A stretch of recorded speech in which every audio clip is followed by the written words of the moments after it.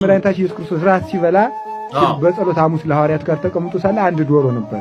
ያ ዶሮ ተነስቶ ይሁዳ ወደ ፈሪሳውያን ሲሄድ ተው ይሁዳ ፈጣሪህን አትሽጥ ይለው ነበር እየተከተለ ወግዳን ተብሎ ያባርረዋል። አላየ ለጌታ መጥቶ እንደዚህ ብለው ተማክረዋል አንተም ትሸሽ እንደሆነ ሽሽ ብሎ ተናገረ አፈውጥ ኋላ ጌታ አይኔስ ዓለምን ለማዳመጥ ቻለሁ ግን አንተም እንደው ውለት አይቅርብ ብሎ ያን ዶሮ ምን አርጎታል እኔ እስከምመጣ ድረስ ሞት አይንካ ብሎ መርቆታል። ያንን ዶሮ ማለት ማዕረገ ዶሮ ሰጥቶታል። የዶሮ ማዕረግ የዶሮ አለቃ እንዲሆን ማለት ነው።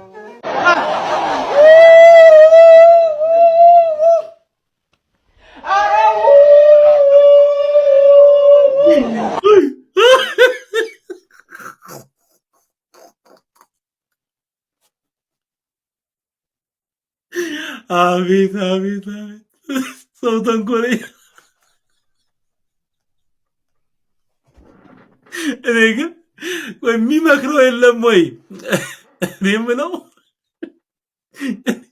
እኛን እኮ አይደለም ማውገዝ እኮ የነበረባቸው ጋሻው ዘርፌ አይደለም ይሄን ሰው የሚያወግዘው ይጥፋ።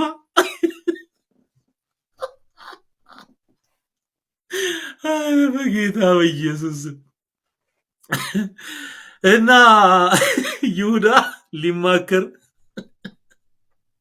ሲማከር ሄዶ ከአይሁድ ጋር ሊሸጠው ክርስቶስ ሰምቷል ዶሮ እና እራት የሚበላበት ቤቱን ዶሮ መጣል።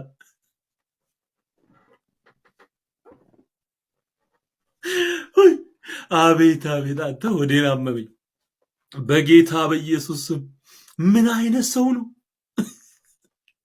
ተረት አይሰለቸውም ሰው ተረት። ለምን ንጹህ ወንጌል አስተምርም ለሰው? ቆይ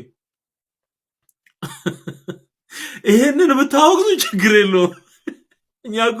እኛ እኮ እንዲህ አልቀለድንም እኮ ህዝብ ላይ እንደዚህ እኮ አልቀለድንም። እነሱ እየቀለዱ እንዳሉት እንዴ። ከዛ መጣና ለኢየሱስ ምን አለው? ዶሮ እኮ ነው። ዶሮ መጣና እየተማከሩ ነው አውትሳይድ እየተማከሩ ነው። ይሁዳ ሊሸጥ ነው ምናምንና በቃ ተጠንቀቅ ብታመልጥ ይሻላል ብሎ ዶሮ ለኢየሱስ ሲነግረው አይ እኔ የመጣሁት ዓለምን ለማዳን ነው ወዴትም አልሸሽም፣ ግን አንተ የሰራው ስራ በጣም ጥሩ ስለሆነ እኔ ይህን ዶሮ ኬጂቢ ሞሳድ ወይ ኬጂቢ ወይ ሲአይኤ ማለት ነው ይሰልላል። አንተ የሚሰልል ዶሮ ማለት ነው። ከዛ በቃ አንተ እስከምትመጣ ድረስ አትሞትም፣ እኔ እስከምመጣ ድረስ አንተ አትሞትም ብሎ መረቀው።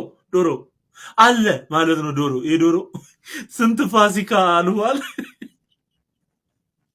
የዶሮ የት እንዳለ ቢጠቁሙ፣ የት ገዳም እንዳለ ቢጠቁሙ፣ እውነት ነው የት እንዳለ በቃ አለ ዶሮዋል። ከዛ ደግሞ ማዕርገ ዶሮ ሆ ይለዋል ግዕዙ።